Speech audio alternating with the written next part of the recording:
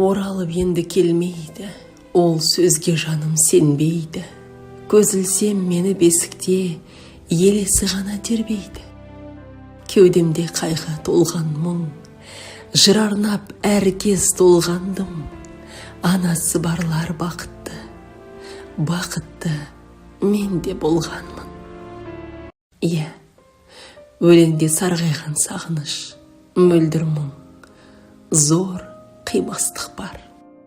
Бұл біздің жан сарайымыздың бүгінгі көрінісі. Жан дүниеміздегі қайғы, жүрегіміздегі шер, уақыт өте басылар.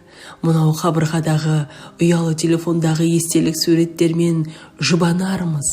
Жансыз бейнеңіз сәлде болса көңілімізге медет болар. Бірақ бәрібір аяуланамызбен өткізген сәттер өміріміздегі ең бағалы, ең ғажайып күндер болып қала берер анық. Анасы барлар қартаймайды. Осынау сөздің түйінін түсінгендей болғанымызбен бүгін ғана ой сүзгісінен өткізіп, мағынасына терең бойлағандаймыз. Шынында да біздің өміріміз анамызбен бірге және анасыз күндер болып екіге қақ жарылды.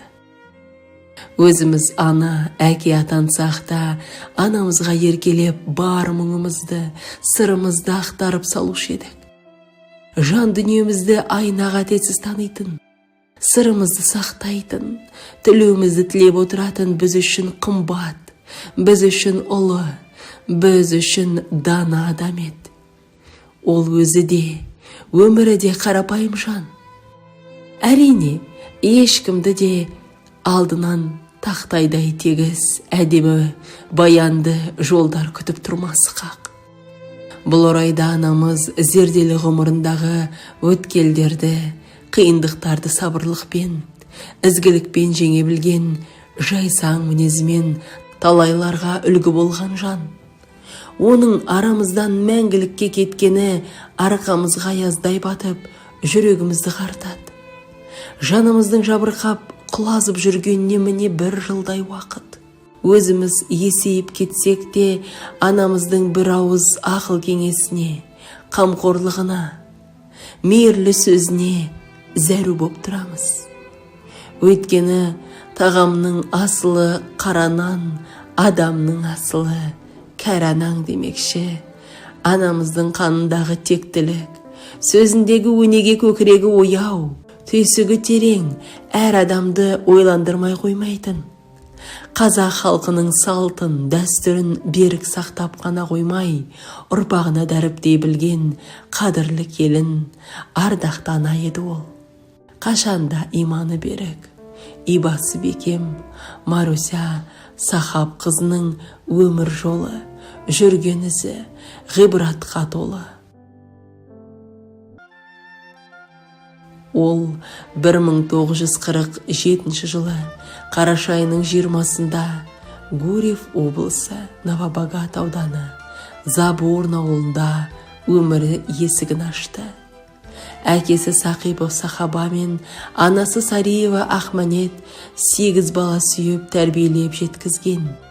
Анамыз 1965 жылы Жамбай ауылындағы Құйбышев орта мектебін аяқтайды. 1967 жылдан бастап Қызылту колхозында балабақша меңгерушісі болып, алғашқы еңбек жолын бастайды. Кейін 1970 жылы Сарайшық селосындағы мүгедектер үйінде күтуші болды.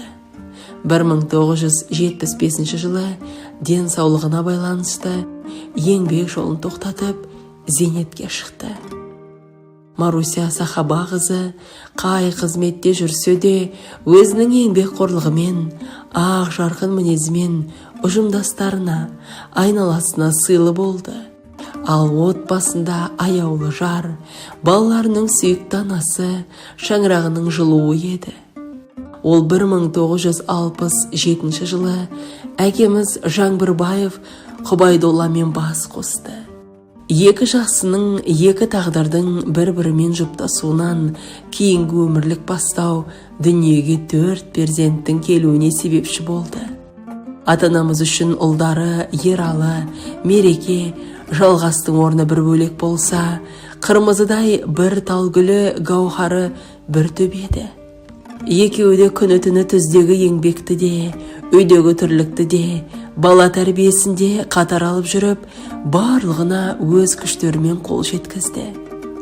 Әке-шешеміз бізді жастайымыздан қолға алған ісімізді тиянақты бітіруге баулыды. Әрі өздері тікелей үлгі болды. Кез келген жұмысқа үлкен жауапкершілікпен қарауға, тындырымды болуға үйретті.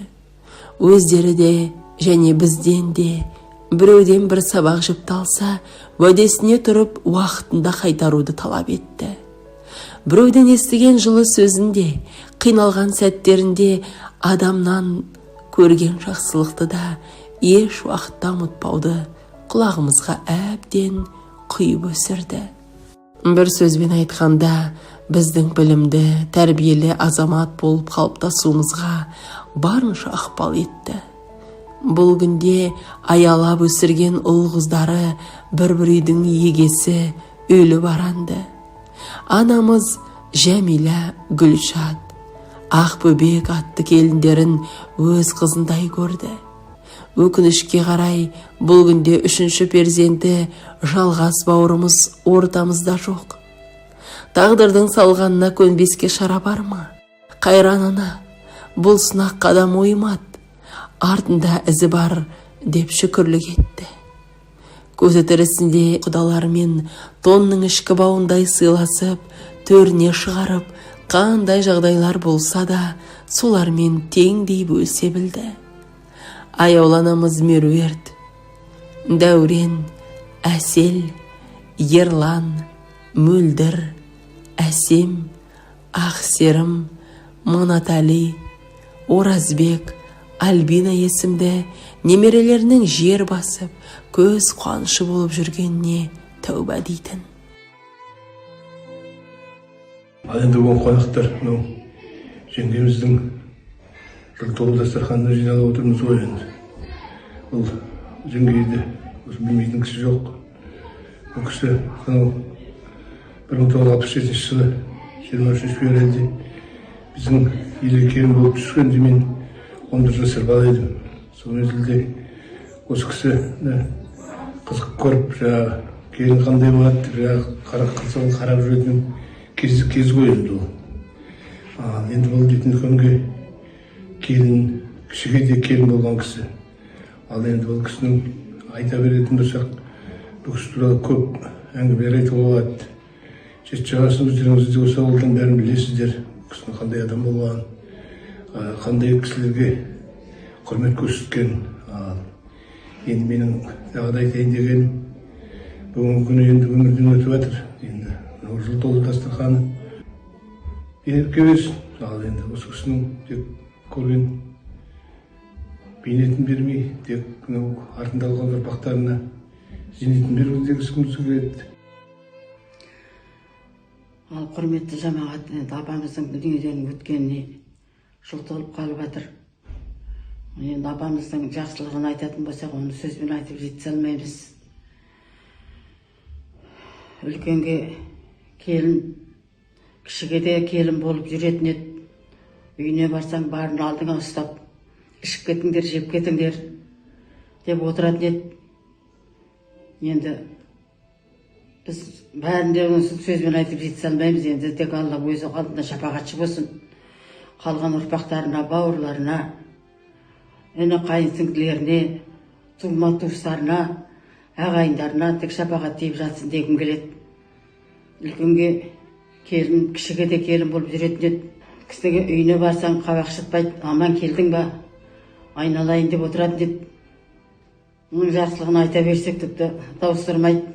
Аузын ашса жүрегім көрініп тұратын жақсы адамдар еді. Енді осындай жақсы адамдар аяққа керек болып, ортамыздан ойып алып кетіп жатыр ғой. Аслана, түсімде көрем сені. Бұрынғыдай емессіз, неге еңселі. Мен білсем сізге деген сағыныштың осынау жұмыр жерде жоқ өлшемі.